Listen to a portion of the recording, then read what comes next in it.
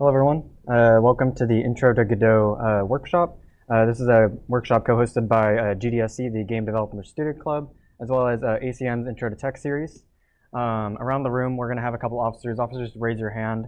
If you have any questions throughout the presentation, please just raise your hand and they'll help you with anything you might be wondering about. Or if I'm just presenting too quickly and you want me to pause or slow down, I'm happy to do so. Just raise your hand and ask me to do so, and I'll do that. While I'm introducing Godot, if you haven't already, take this time to download Godot. If you just look up Godot download, it will take you to a page that looks like this. And it will take you to another page, and then get it set up to the point where you have a project screen, which should look like what is on the right.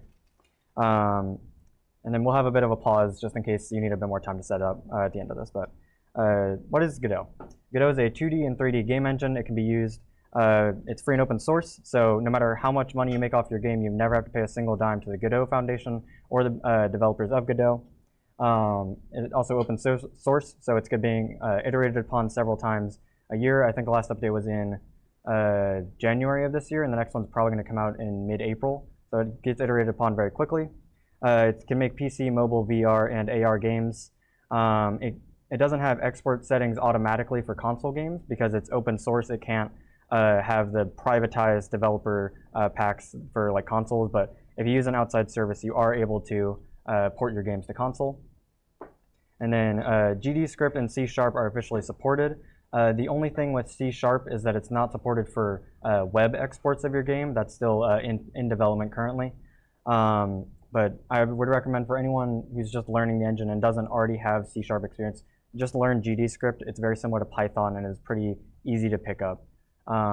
Also for this workshop, I'm just going to assume at least that you have like gone through like a programming 1 class. Basically, if you know what the word inheritance means in a programming context, you'll be all right for this workshop. But I would still recommend just trying to keep pace with what's going on, and I'll explain things if you have questions.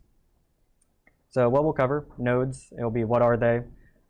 Scenes. What are they? How do we make them? How do we add new ones during the runtime of our game? And how do we make them? Signals. What are they? And then groups, what are those? And we'll cover those as we go through them in the workshop. All right, so is everyone set up with Godot on that projects page, or do we need a second? Right. Guess everyone's good to go, so let's begin. So this is what my projects page looks like currently. I've filtered it out a lot, but on the top left, we're going to click Create. And then I'm going to just type in the name of the project as the GDC Workshop Project. And then there are a whole lot of settings here. Don't worry about any of them for right now. It's just like rendering and things like that. Those are more advanced subjects that you'll learn as you go. But for right now, we're just going to click Create. And it opened a new window. So I now have to open here. All right. So mine looks a little different just because it's zoomed in like crazy, just so everyone can see. But we're going to go over what everything on the screen is right now. So the top left is a lot of different options.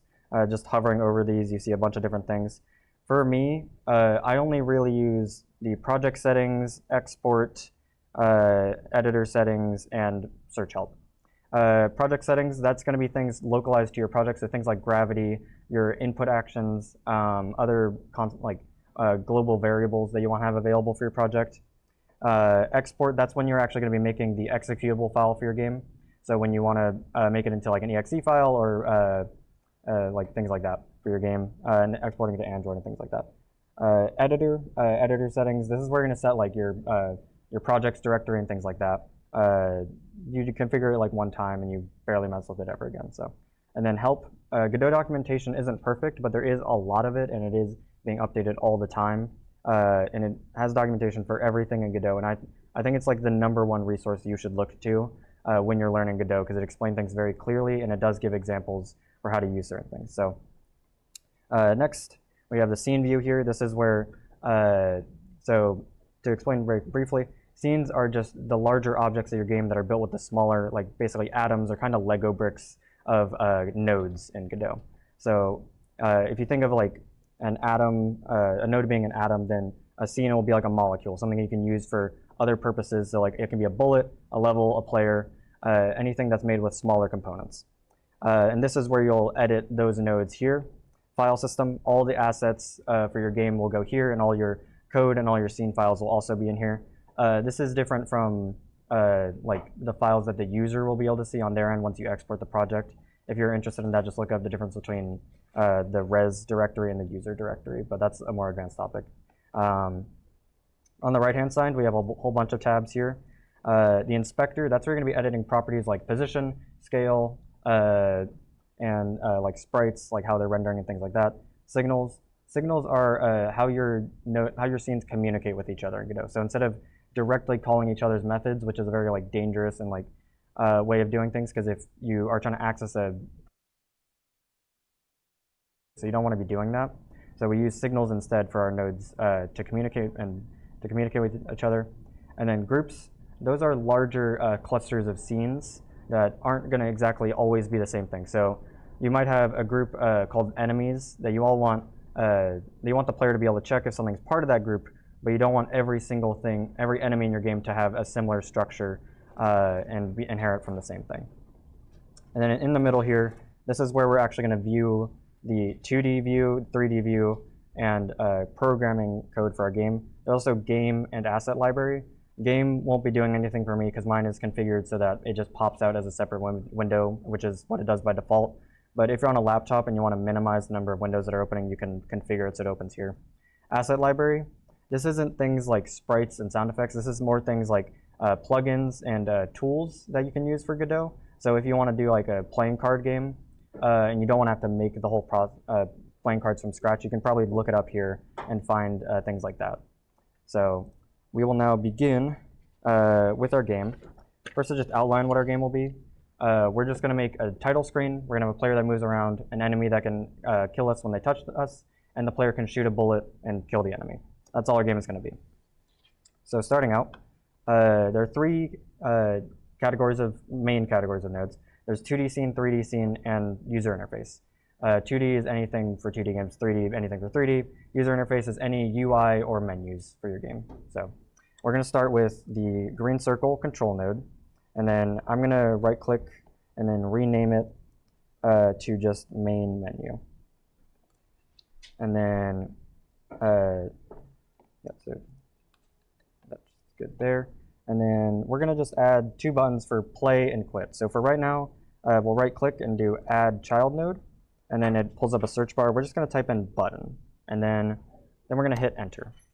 And then just repeat that process. So I usually do just Control A for add child instead of right-clicking and selecting it every time. It's just faster. But you can do whatever is easiest for you. So now we have these two buttons. In the inspector over here, we can set their text. I'm going to set this first one. Actually, go to the scene tree, select this first one, and then just over on the right, type play. And then for the next one, select the one directly beneath it, and then type quit. So we could just leave these buttons like kind of, oh, whoops. I can like drag them around if I like zoom in with the scroll button and then drag them around. But for user interfaces, a lot of the time we want it to automatically scale to the screen size of our game.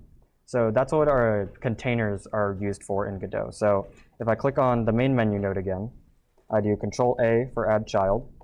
I'm going to type in center. This is going to pull up a node called the center container. What this does is it just centers any child nodes in that are like child of the node. So basically anything that's indented one from it. So if I just drag my play button here, and then it is now centered within the confines of this node. And then I can, but I want these to stack vertically, so I'm going to use another container. So Control A on the center container, and then type VBox. VBox containers just arrange all of their children vertically relative to one another. So if I drag in both of the buttons to be children of this, you can now see that they are automatically going to be arranged vertically relative to one another. But I do want it centered within the screen. So I'm going to hit this little like Smash Bros button up here. I don't know how else to describe it other than like a circle with a cross in it. And then this is going to pull up something known as anchor presets. These are just ways of automatically scaling and moving control nodes around within your game. And we're going to click this like fully white out square called full rect. That's going to expand our node to cover the entire size of the screen available to it. So now our buttons are actually centered within our game. I'm just going to hit Control S to save it. And then the first time you save a scene, it's going to pull up this if you want to rename it. I never rename mine, so that's why I just renamed the root node, and it will all name consistently throughout your game. But just click Save, and then, yeah.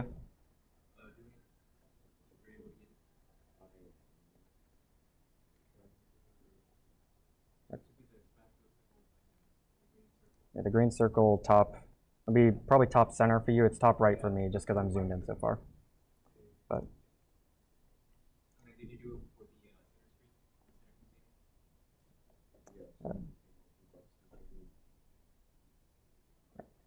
I'm gonna just go on real quickly. Okay. So I'm gonna actually rename these two buttons just to distinguish them from button 1 and button 2. I usually do F2 for renaming instead of just right-clicking and hitting rename every time. And I'm just gonna call this one play button and then quit button. Oh, select that. Quit button. All right. So now if I hit the little like play button up here and run our game, it's gonna ask me to select our current scene. That's only like a one-time thing throughout your game. You can reassign it later on. So if you want like a just debug scene to test out things, that's totally fine. But we're just gonna hit select current, and then that will select the scene we just made. So right now we have two buttons that we can click on. They don't do anything currently. So we're gonna make a script and then actually add their functionality. So select the first main menu node at the very top of your scene, and then click this scroll with a plus sign next to it. And then there's a whole bunch of options over here. We're not going to mess with any of them for right now. Just click Create. And then in our script editor here, we can see it filled out with a bunch of things. We're just going to delete everything except for the first line. And to add code for like if our button is pressed, we're going to select button, and we're going to click on the Signals tab on the right over here. This is going to give a bunch of signals that are available for this specific kind of node. And we're going to select the third option, pressed, and just double click that. It's going to ask you to select a script. Since we've only made one script in this scene, we're just going to click connect. And now we've made a function called on play button pressed that will be called anytime we click that button. So we're not going to fill this out with anything right now. We're going to get to that in a minute. But we're going to do the exact same process for the quit button. So we're going to click on, select it, go to Signals, double-click Press, and then press Connect. And that's made a new function. That's also why we renamed the buttons, so that these method names could be more descriptive for what it's actually doing. And we're going to fill out this one with a little bit of code. So we're going to do get tree dot quit.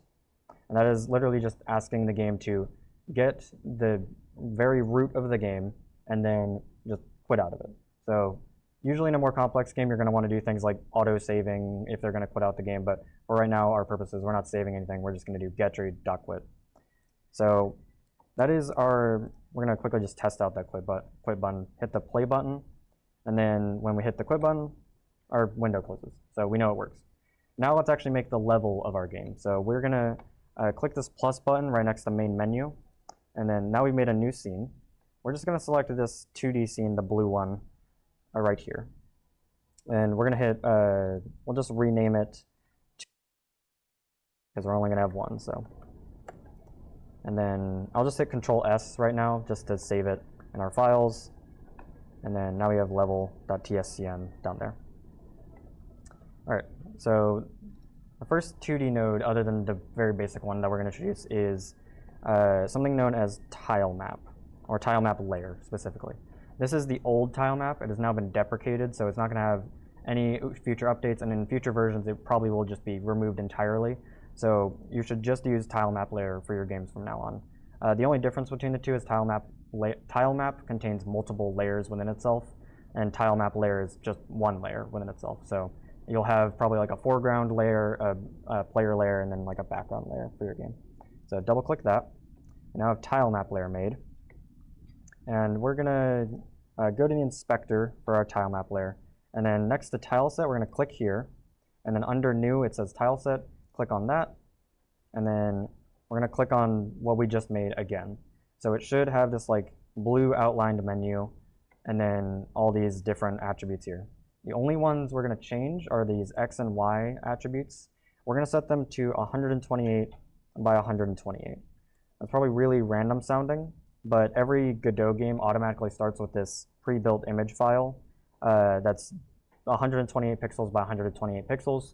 So we're just going to use that as the tiles for our game for right now. If you want to do some more complex assets, you want to scale the tiles to match whatever size it is. So if it's 16 by 16 or 32 by 32, so on. But that's all configured here. Now we are going, oh, whoops, I accidentally closed out the menu. We are going to click on Tile Set. There are two little buttons down at the bottom here if you select Tile Map Layer.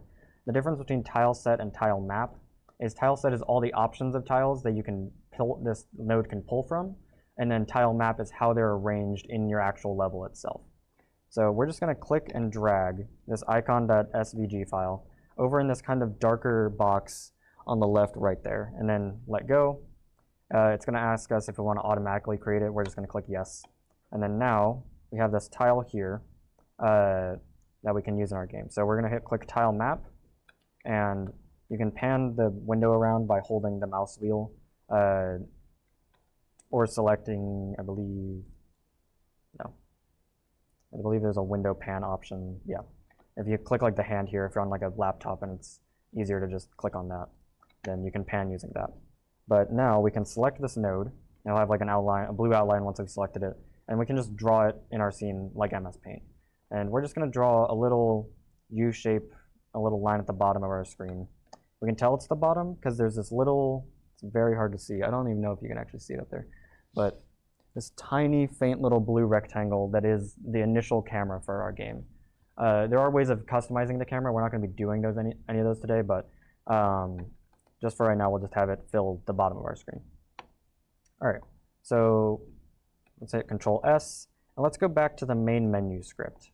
You can probably just do this by clicking the script on the top right, top of the screen, because it's the only one we made. And then we're going to replace this pass with getTree.changeScene2File. And now it's going to ask us what file we want to change it to, and we're just going to select the one that's level.tscn. You can either hit enter or just double click it. So what this is doing is it's calling the root scene of our game, and then just asking it to change to the one that we made for level.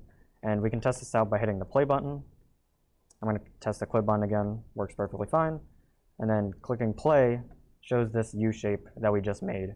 And yeah. But now it's actually making the game more interesting than just clicking buttons on the screen. And we'll add a player. So let's create a new scene. We're going to click Other Node because we don't want either 2D scene or any of these basic nodes. And we're going to type in character. So character body 2D. It's giving us this warning asking for a collision shape 2D or collision polygon 2D. We're going to click Add Node and then just fill out a collision shape. So collision shape is basically just a box that does collision detection in your game. It's used in a lot of nodes. For our purposes for character body 2D, it's just telling it when it should hit against a wall or the ground. And selecting collision shape 2D, we can select the shape attribute here, and it gives us a whole bunch of different kinds of shapes. For right now, we're just going to click rectangle shape 2D. And now, if we go into our 2D view and zoom in, we get this blue box. This won't appear in your game unless you've enabled like debug settings for it to appear. But it's showing the actual shape of our box. But we actually want the an actual sprite to appear in our game. So we can just click and drag icon.svg into our game, and it'll automatically create a little sprite node at the root base of our file. All right. But our collision shape currently is not matching our sprite at all. So you can either click and drag these red dots here to resize it, or click on the rectangle that we made here on the right-hand side and set the X and Y size to 128. Oh, we'll do 120 by 120. Just because give the player a little lenience on the things they do. All right. So it should now roughly take up the whole size of this sprite. All right. So we're going to click Control S, save character, and then we're going to go back to the level view of our game. the character body 2D that we just made is down in our files, and we can just click and drag it into our game, and then now it's been added to the scene tree. But currently, our player doesn't do anything. It doesn't move or drop down by default, so we need to add a script to it to actually make it do those things. So going back to this, select character body 2D, the very root of the scene, and then attach a new script. And it does have this template, which we're going to be using for our game. It's a very simple template, just allows you to move left and right and jump, which is all we're going to be doing. So now we have this template. Yeah, I think it's movable. All right. So we're going to break down each parts of this and not actually change anything about it for right now. Right now, there's just two constants, speed and jump velocity. We typically rename constants, they'll be in all caps and have underscores between them, just to differentiate them from variables, which are just all lowercase. And then we have the func physics process delta function here. There is a func process function, but that is different because the physics process is going to call any physics objects in our game and call them to check their physics, make sure that they're not going to break any colliders or glitch through any walls or anything like that. And delta is just the amount of time since the last time this function has been called. And we're going to use that in calculation to make sure that no matter what frame rate our game is running at, our motion will be consistent. So Fallout 76, for instance, they didn't use the delta calculation in a lot of their enemies and things like that. So if you ran the game at a faster frame rate, the game just ran literally faster, like it was sped up, which is not what you want in a game, especially if you're like having to shoot stuff. So we use that in calculations here and here. But the first thing we're going to check is making sure that our player is moving down with gravity. So just if not is on floor, and that is a predefined method of the character body 2D, just checking if it's touching the ground. Then velocity plus equals get gravity times delta. So get gravity is defined in your project settings. It's going to be a constant gravity throughout your whole game. And we are adding it to our velocity to just point it straight down. And we're multiplying it by delta, so gravity isn't accelerating too fast or too slow based on our frame rate. The only odd thing about up and down movement in any game engine is that the y-axis is flipped from how we do it in normal math, just because the way your computer renders pixels is top to right, left to bottom. No, top to bottom, left to right. So increasing the y value for any position is going to move it down along the screen. So that's all that. So I'm going to zoom out a little so we can actually. All right. That's a bit too much. Okay, but now next thing we're doing is handling the jump. Oh, thank you. All right. So next thing we're doing is handling the jump. So we're going to do input.isAction just pressed, and there's a predefined action called UI accept. That is standard in any game, and it's just the space bar for our purposes. And then we're checking is on floor again. So if it's touching the ground and the space bar is pressed, then jump. Then velocity.y equals this negative value, so it's going to be moved up, even though for all math purposes it should be down, but it's fine. You'll get used to flipping y values. So next is actually moving the player when we hit the arrow keys. So UI left and UI right are just the left and right arrow keys. And then UI.getAccess is a function that will either return -1 or +1, depending on if the negative UI left is pressed or the positive UI right is pressed. And then if direction just means if direction is defined, then we're going to have velocity.x equals direction times the speed. So move in the speed either left or right, depending on the direction. And then if it's not defined, then just have it move towards the value of 0 by the speed that is defined here. And then the very last line of code, which is very, very important, is move and slide. That is the function that converts velocity into actual movement of position on our screen. So if you don't call that, you're going to be very confused why nothing's moving when you're defining the velocity is not equal to 0. And it's just because you haven't put that down. And I've done that a lot, like way too much that I would like to admit. But anyway, let's just play our game now that we've added all this code. And then we'll click play. And our player's fallen through the level. That is not what we want at all. So let's actually add collision shape to the floor of our level itself, because we kind of just painted sprites on the screen. Let me unmaximize that. All right. So let's click tile map layer, and then we can select in this blue rectangle here, physics layers, and then add element. That is just going to create a new property that we can paint onto tile maps. And we're not going to mess with any of these values here. But basically that's allowing us to select what tiles in our tile set we want to have collision. So let's do that now.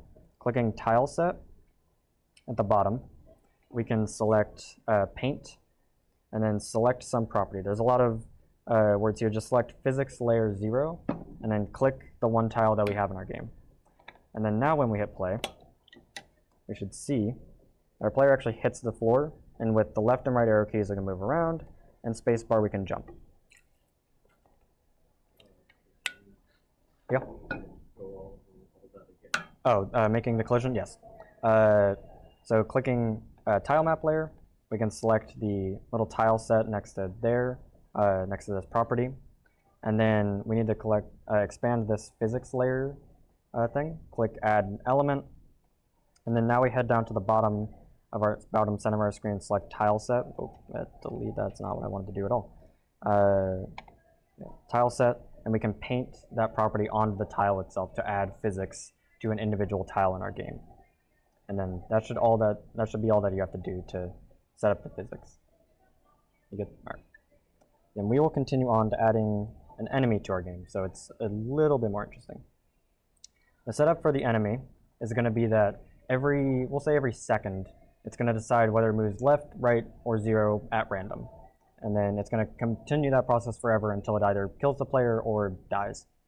So the setup for this is going to look very, very similar to the setup we have here for the player.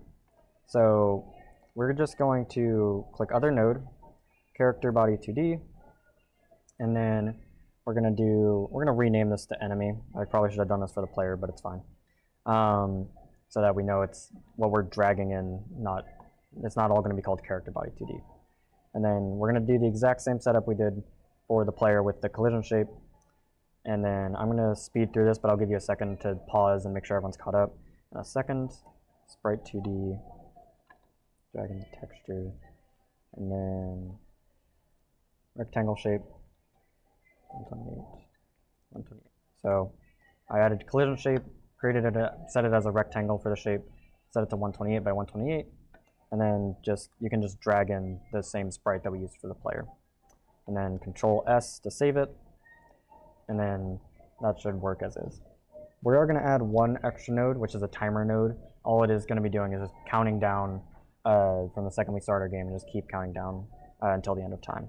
So Control A, timer, and then we're just going to make sure we click auto start here, just so we know it starts immediately as our game starts, and we don't need to tell it to automatically to start. Is everyone caught up with where I was? I know I sped through that very quickly, but is everyone good? Yeah, same as the player. We're just adding the timer node and setting it to auto start. All right. Good. I'm actually not following along, but yeah, there will be a recording, so yeah. All right. So let's add the actual script to make it move around. We're going to click add, attach new script, and we're going to use the same template that we used for the player, but we're going to make some modifications this time. So we're not going to have the enemy jump. So let's get rid of anything that references jumping. So this constant for jump velocity, get rid of that. This whole section under the handle jump comment, we can delete that. We are going to reassign direction so that it's going to be globally accessible to anywhere in the script. So since it's defined here with var direction, it's only visible to anything in this method. It's not visible to any other methods we would have in the script. So we're going to do up at the top, var direction, and then we'll just say it's a vector 2. Vector 2 is a very fancy way of saying it's just a 2D arrow pointing in any direction in space. And it has some length and it has direction. That's it. And we'll delete this line about direction there. Velocity.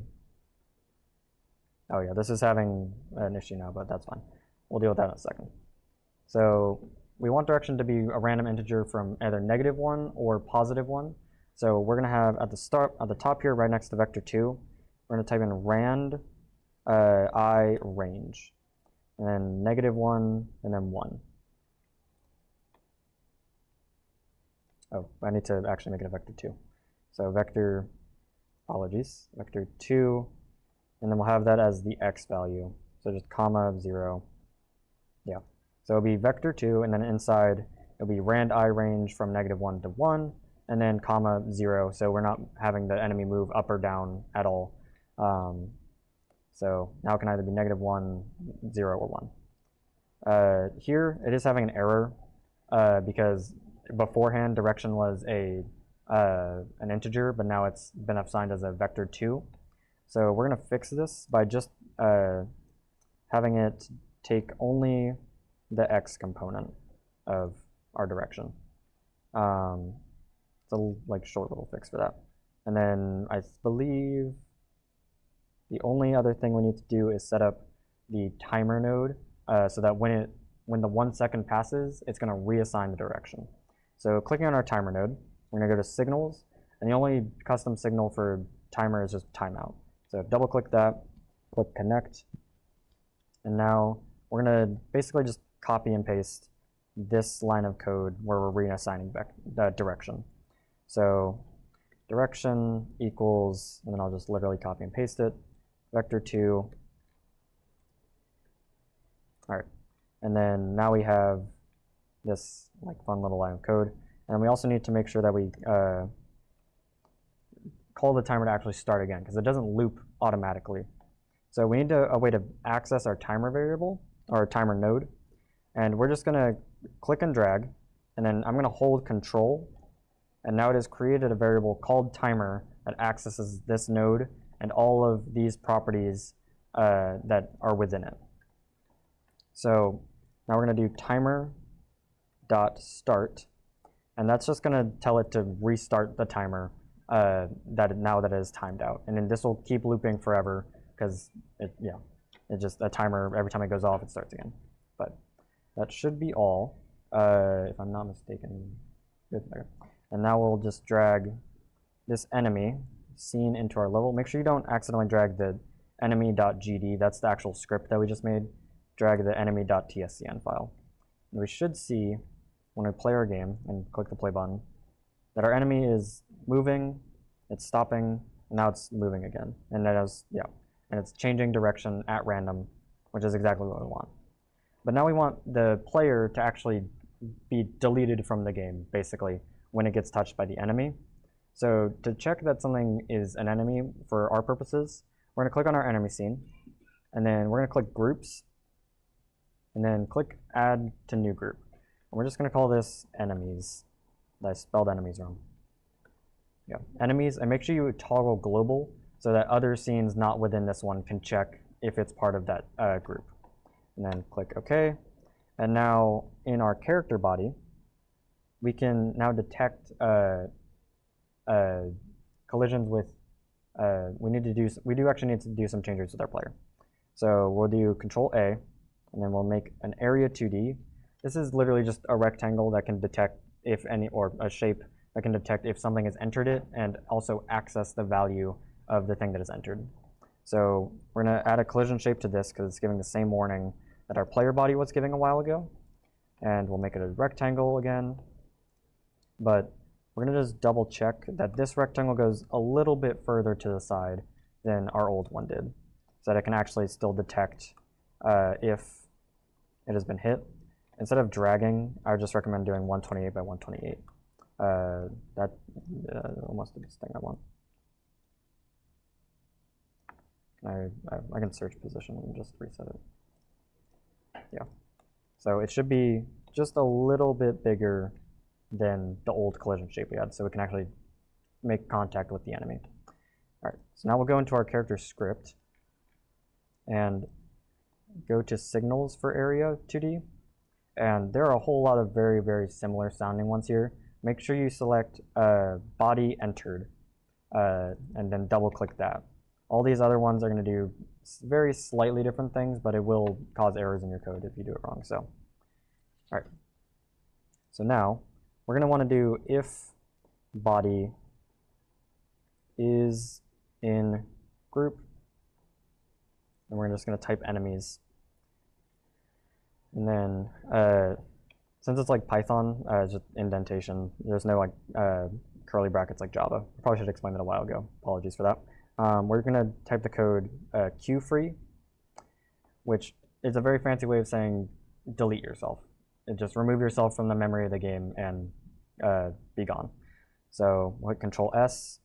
And so now, if we play our game again, it should be that if we touch the enemy, that did not work. Did I type enemies wrong? Enemies, what group is this one? Oh, is this one?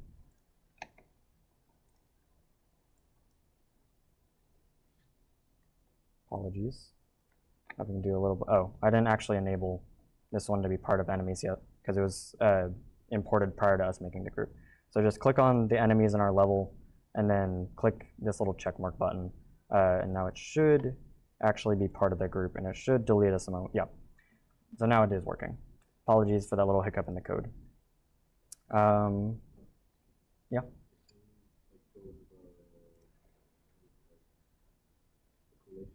Collision? All right. Making this like area 2D, is that what it was? The code? All right. So we're gonna make sure you have area 2D selected, click body entered, make sure you're not doing body exited or body shape entered, and then just double click that, press connect, and then it should automatically make this function on area 2D body entered. And then we're gonna check body it.is in group, and then we're just gonna type the name of the group enemies, and then now it should check, and then if it is, delete the player, which is all that queue does. So this is now a very are you good with that, by the way? All right. So now this is a very one-sided game where the enemy can kill us and we can't kill them. So let's make a bullet that the player can shoot out by hitting a new, we'll just have it, if you hit shift, it will shoot a bullet out. So we're gonna click project, and then project settings, and then there's a bunch of tabs up here, click input map. This is where we can define custom actions for our game. So if we wanted to make port this to multiple devices, like a console, phone, there's going to be a whole lot of inputs we're having to register, and we don't want to have to go down to the base value of like tapping the screen or hitting a button. So we're going to define them under actions that can be called by different inputs on different devices. So select this add new action section, and we're just going to call it. And then now under this action list, we have an action called shoot, and this plus sign on the far right, we're going to click that, and then we're just going to hit the shift key on our keyboard and press OK. So now that has detected that we want to hit shift, and then it will call the action shoot. So is everyone good on how I did that, by the way? Right. So under physics process, we now want to check that we actually, if we hit the shoot button or not. Yeah. So it'll be very similar to the handling of jump. We'll just add it right here. We'll do if input.is action. You can probably just copy and paste this. I don't know why I'm typing it. Is action. Just copy and paste that, and we're going to change this to shoot. And then for right now, let's just debug by just printing bang. And then if we run our game, you can actually click play. You can see in the bottom left that our output is now just producing bang every time I hit the shift key. Hopefully that reconnects. Uh-oh. Okay, we're good. All right, so now let's actually create the bullet that we want to shoot out. So we'll add a new scene, and we are gonna, I need to not full screen this. We'll click other node, and we'll do the area 2D node again, because we just want it to detect if it runs into something, and if it does, if it runs into something that's not an enemy, we're just gonna have it delete itself. And if it runs into an enemy, we'll have it delete the enemy and itself. Is it still broken? Let me unplug it and plug it back in. Tell me if it goes off again. Just like raise your hand. All right, so we made a new scene called Area 2D, and then Control A, collision shape, and then let's it'll be similar to the player again. We're just doing a collision shape and a sprite. So Control A for collision shape, Control A for sprite again. And then in the inspector, I don't think I actually did this before, but you can just click and drag the texture into this, like the actual image into this texture file here, and then that will create it the same way that we did before. And then for collision shape, we're going to have this take up the whole thing like we did with the enemy. So rectangle, set the size 128 by 128. But we don't want it to be the same size as the player, so on our area 2D, we're just going to filter property scale, expand this view, and we're going to do 0.25. So now it's a fourth of the size of the player and the enemy, so that'll be a much more reasonable bullet. I'm actually going to rename this to bullet. Maybe doing F2 again. So is everyone good and caught up on that? Yeah. So I just clicked on the bullet and then I searched scale in the search bar at the top, and then I just set it to 0.25 just so it's not the full size of the player. So, all right, should be good. All right, so let's add the code for this. Click add script on this bullet here and click create. So we're not going to be doing anything in the ready. We'll just replace all this. So for our bullet, we're going to have a direction. So we're just going to have vector2, just some arrow in space. So we'll do var direction vector2. We'll leave that unassigned for right now. And then, actually, we won't leave it unassigned. We'll do, if you do the colon equal sign, that forces it to be the certain type that you originally assigned it as. So if I assign it to vector2 1, 0, direction can now only be assigned to a 2D vector, which is very useful for debugging and make sure you're not using functions wrong and things like that. And then it's just going to move to the right. So now we'll do func physics process, and then I believe it'll be literally the exact same code as the character body, so we can just go to that script and copy and paste this section in the if statement. If direction, actually no, we can't because it's not a, it doesn't have velocity. Apologies about that. So we're going to just do position, why is my cat box on? So position dot x, or just position plus equals direction times delta, and let's create a constant called speed.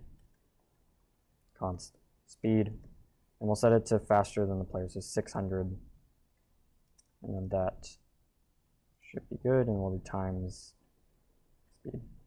So now it will choose the direction, multiply by the speed, so speed will probably increase the size of the arrow it's moving each frame, and then delta will probably shrink it down. I know I went all over the place with that. Is everyone good on like typing all that? All right. So I believe if I need to rename this to bullet. I don't know why I didn't rename it earlier. But we also want to check collision for the bullet. So if it just hits anything, we're just going to delete it for right now.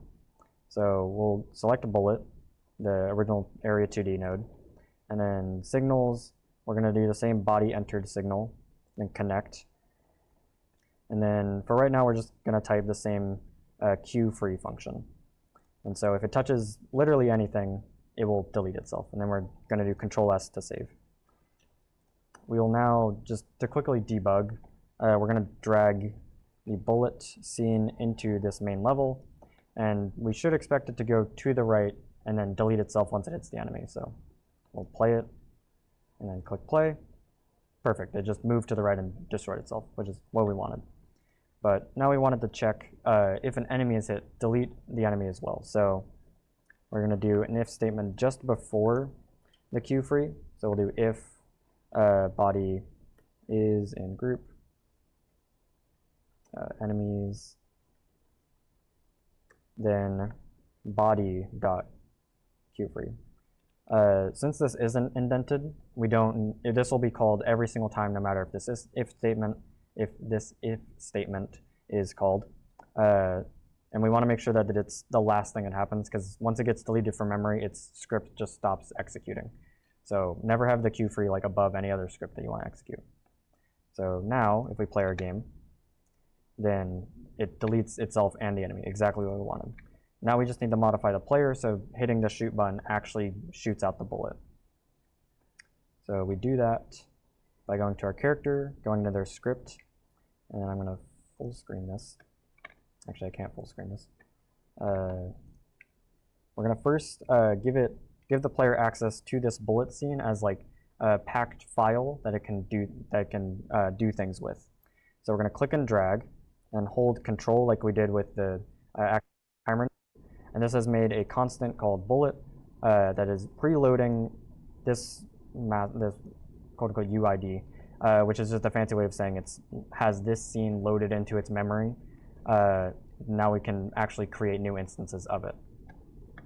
So we're going to do, where we had print bang before, we're going to do var new bullet equals, we'll have it make sure that it knows that it's an area 2D by using the colon, and then we'll have it equals all caps bullet dot instantiate. So create a new instance of this bullet scene in its memory.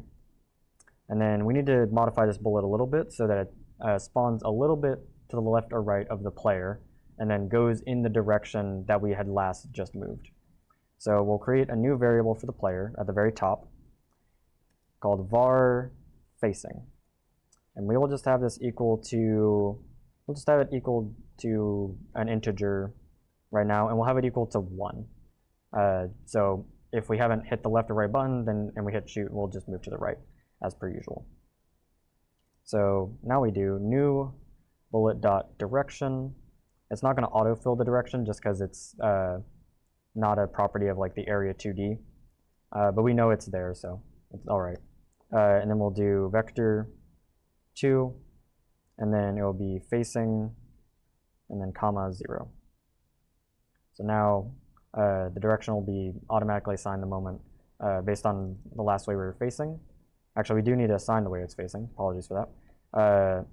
So if direction, then facing equals direction dot x. Facing into, is this because it's a float? What is the error here? Yeah, it cannot be a float, so just typecast it to an integer. Hello? Cannot find number x in, oh, it is automatically a float. I don't need to do the dot x. Apologies for that. All right, so facing equals direction. And then now we'll just keep facing whatever direction we last hit. And now for the shoot, which is going to be right here. I'm going to full screen this actually because it's getting cramped. That's not what I wanted you to do. We'll also set new bullet dot position to equal the position of the player, and then we also want it to move based on the way it's facing. We either want it spawning on the left side or the right side of the player. So if we're facing left, we want it facing, shooting out to the left. So we're going to do plus. We'll do vector 2 facing times, we'll just say times 80, just to make sure it spawns far enough away from the center of the player, and then comma 0. And that should be good on the math for that, if I believe. So it should be position plus vector. Yes. We'll have to debug it in a second. The new bullets.